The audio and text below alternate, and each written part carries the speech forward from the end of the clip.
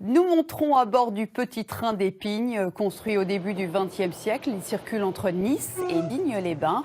Un tracé spectaculaire qui s'adapte au relief grâce à une soixantaine d'ouvrages d'art ingénieux. Et aujourd'hui encore, ce train permet de relier les vallées isolées. Le train, c'est quelque chose qui est intimement lié à tout le pays qui se trouve autour, aux gens qui vivent dans ces vallées. Et c'est un train, mais ça n'est pas uniquement de la ferraille. Il y a une âme autour.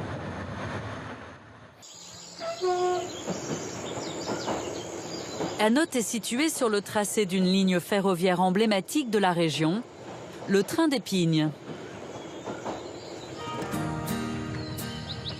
Cette voie de chemin de fer traverse les vallées des Alpes du Sud sur près de 150 km.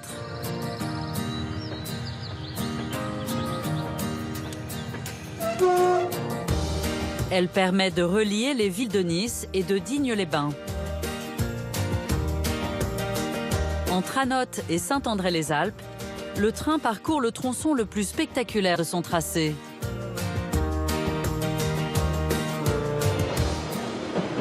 À son bord, un amoureux du rail, spécialiste de l'histoire de cette ligne centenaire. À partir d'ici, donc, on est vraiment sur la section de montagne. On a une rampe quasi continue jusqu'au sommet de 3%. Et on se retrouve dans un monde alpin, vraiment. On le voit très bien à la végétation, puisque ici, on se trouve au milieu des châtaigniers. Pour s'adapter au relief escarpé, les ingénieurs ont choisi des rails plus étroits, distants de seulement 1 mètre. C'est ce qu'on appelle une voie métrique.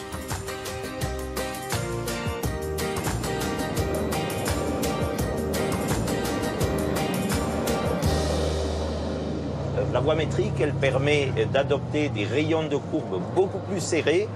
Et donc, on va arriver à éviter les obstacles du relief plus facilement, à les contourner, donc à construire une voie ferrée dans des conditions beaucoup plus économiques. C'est un type de voie ferrée qui était souvent adopté pour les régions de montagne. Il a fallu 6 ans et près d'1 millier d'ouvriers pour construire cette partie de la ligne. Un travail de titan réalisé par une majorité d'immigrés italiens au début du XXe siècle. Imaginez les ingénieurs qui débarquent ici, au milieu de la nature, et qui doivent concevoir la construction de la voie ferrée. Donc ça, déjà, c'est un petit exploit. Et ici, au moment le plus fort des travaux, il n'y a pas de route. Le seul moyen d'accès, c'était d'avancer par le fond de la rivière, avec bien sûr les risques de crues à l'automne ou à la fonte des neiges, les chutes de pierres, et ça donne une idée des difficultés qu'ont dû affronter les constructeurs de la ligne. Là, on va arriver à Méaille, où la voie ferrée est construite vraiment en corniche au-dessus de la vallée de la Vaire. Cette gare est toute petite, vue de l'autre côté de la vallée, presque comme un jouet en contrebas du village.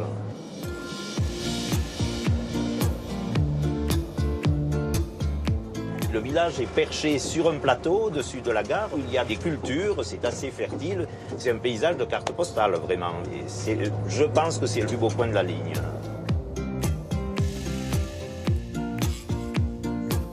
Deux viaducs en courbe encadrent la gare de Méaille. Au total, la ligne compte une soixantaine de grands ouvrages d'art, tous plus ingénieux les uns que les autres. On le voit, comme tous ces ouvrages se sont bien intégrés au paysage. On dirait qu'ils sont là naturellement, qu'ils ont toujours été là. Ça ne choque pas, c'est vraiment très bien intégré à l'environnement.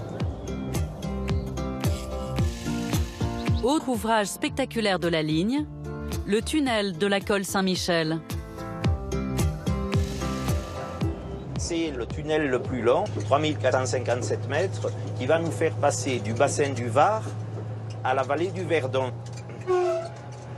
Comme tous les tunnels de grande longueur, il a été entrepris par les deux extrémités.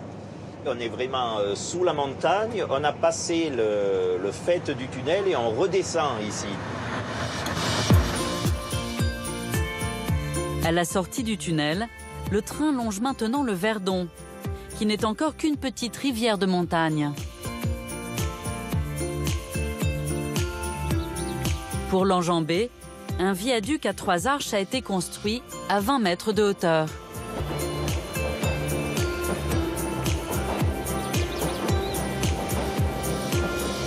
On va arriver en gare de Toramehaute.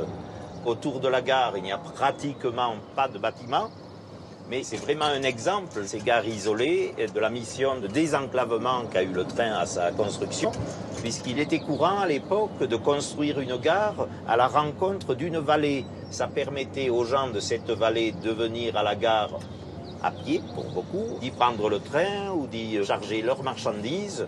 Donc c'était la gare qui desservait la haute vallée du Verdon.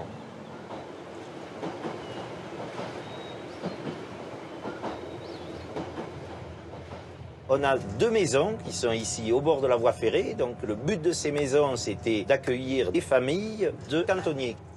Donc ils étaient répartis le long de la ligne pour chaque jour vérifier que tout allait bien, qu'il n'y avait pas de déformation de la voie, de chute de pierre et de problèmes sur la ligne. Aujourd'hui encore, le train d'Épines assure une véritable mission de service public en permettant de rallier ces vallées isolées. En début et fin de semaine, il transporte les écoliers et il a aussi un rôle touristique qui est majeur dans cette région. Le train, c'est quelque chose qui est intimement lié à tout le pays qui se trouve autour, aux gens qui vivent dans ces vallées. Et c'est un train, mais ça n'est pas uniquement de la ferraille, il y a une âme autour.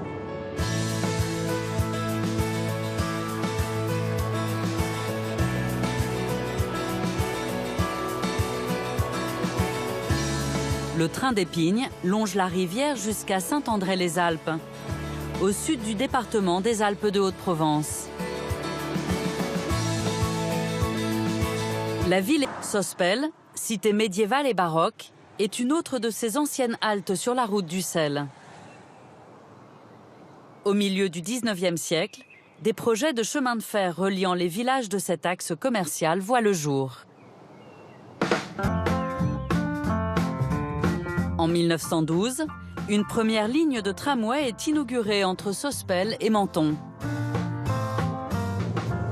Alors ce tramway a permis à cette cité de Sospel de développer une activité touristique lorsque on commence à vraiment avoir beaucoup d'hivernants sur la Côte d'Azur. Et on construit. À la fin des années 20, une véritable ligne de chemin de fer est construite. Le train des merveilles, toujours en service, permet de circuler entre le Piémont italien et la ville de Nice, le long de l'ancienne route royale.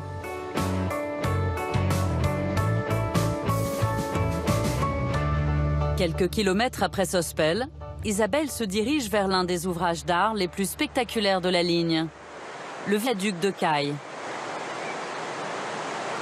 Là, on surplombe la Bévéra, on est à 30 mètres de hauteur, donc juste au niveau du tablier de ce fameux pont de Caille. Cette grande arche ogivale, donc, qui soutient le tablier métallique, est perpendiculaire, c'est ce qui fait l'originalité de ce pont. Alors, il a été construit comme ça, probablement pour des raisons techniques, puisque donc on a un passage très très étroit, donc défilé des gorges de la Bévéra, mais surtout pour une raison stratégique, puisqu'on est juste dans la ligne de mire du fort Barbonnais. Donc le fort devait pouvoir détruire le pont en cas d'invasion des Italiens. Et c'est ce qui s'est produit, puisqu'il a été détruit en juin 1940. Plusieurs fois menacé de disparition, le train des merveilles a été sauvé grâce à la mobilisation des habitants de la région. Ils attendent maintenant une rénovation de la ligne qui montre des signes d'usure.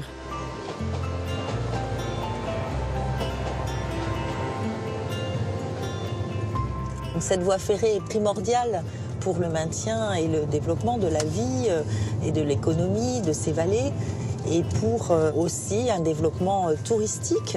D'ailleurs, le succès du train des merveilles en témoigne. Une clientèle du monde entier vient découvrir ces vallées et l'histoire de cette route du sel, de la route royale et de la construction de cette voie ferrée. Et donc il y a une forte mobilisation pour que cette ligne puisse continuer à être exploitée. Voilà, on espère que ça va aboutir.